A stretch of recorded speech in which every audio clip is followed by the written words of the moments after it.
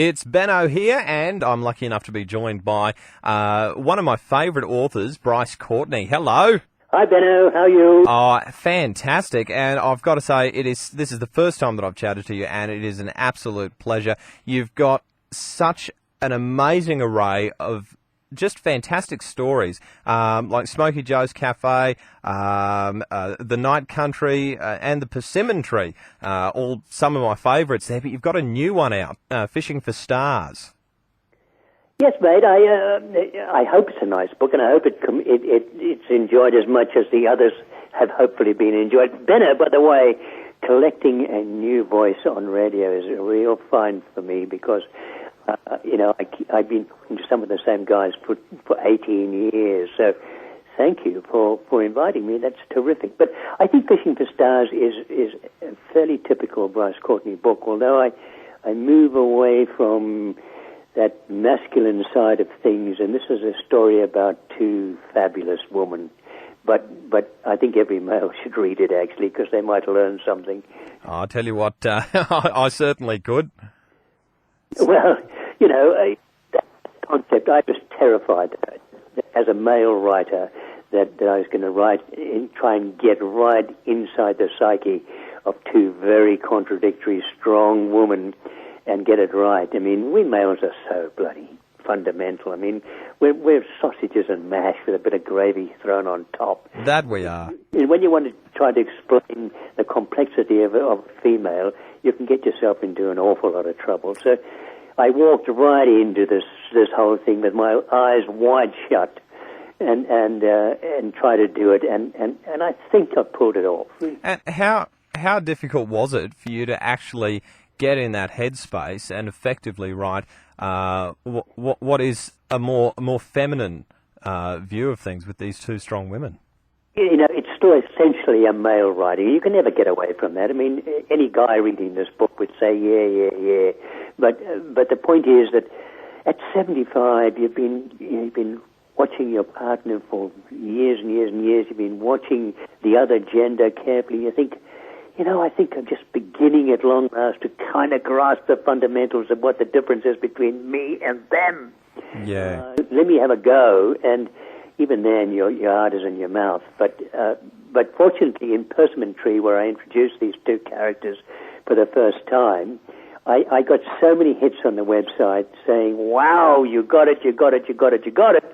And then the next question was, and what happened to them next? Gee, if I got it right, I'd like to actually explore that postmenopausal female thing that we've all, well, I've suffered it, I don't know about you, Benno, but your turn will come, mate.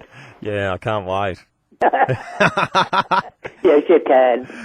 So the Persimmon Tree was a fantastic read. So Fishing for Stars, if we haven't read the Persimmon Tree, is that still a fantastic read on its own, or do we need the background? No, it stands on its own.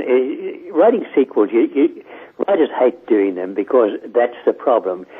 To write a standalone book when you've already written about the characters in the previous book. But yes, I assure you that you don't have to have read the Persimmon Tree to read Fishing for Stars. It stands alone perfectly well as a story. And what else is going on in your world? Obviously, you've got the new book out, which is very, very exciting, Fishing for Stars. But what else is happening? Because you're a very, very busy individual. Mate, we've done something on my 75th year that, if I may, Benno, I'd like to talk about. Yeah, definitely. In conjunction with my publisher, we've created a thing called the Power of One Australian Hero Award.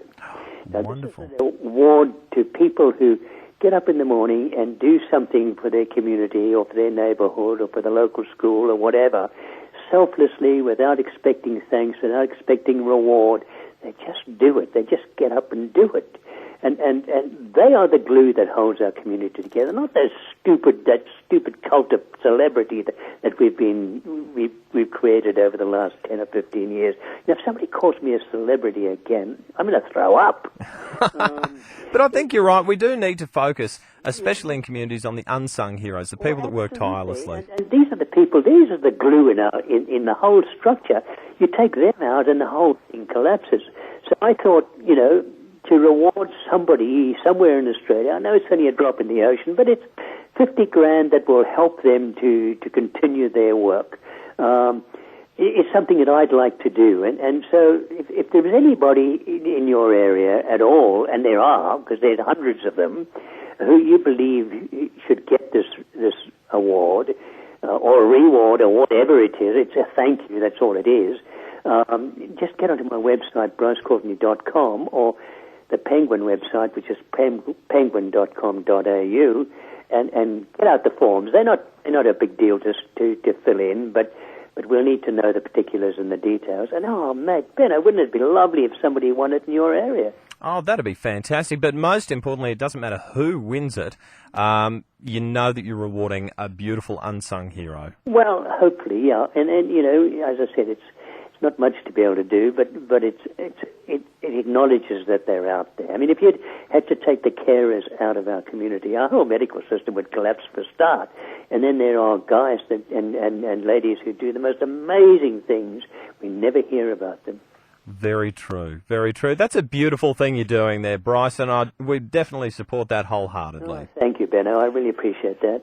So next time you're in your favourite bookstore, make sure that you check out Bryce Courtney's new book, Fishing for Stars. It's a story of ambition, destruction, love, tears and laughter, not to mention hope. Thank you for joining me, Bryce Courtney.